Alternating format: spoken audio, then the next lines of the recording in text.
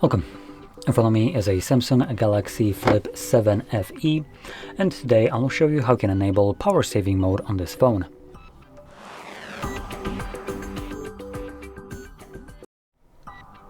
So, to get started, we're going to swipe down from the top right side of the screen, which will bring down our toggles, and then somewhere in here you want to swipe down again, which will extend the list of visible toggles.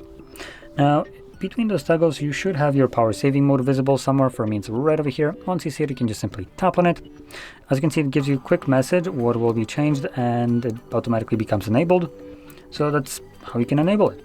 Now, once you're done needing it, you can turn it off by finding the toggle once more and tapping on it once again, and this will obviously revert all the changes back to its original state. So, if you found this very helpful, don't forget to hit like, subscribe, and thanks for watching.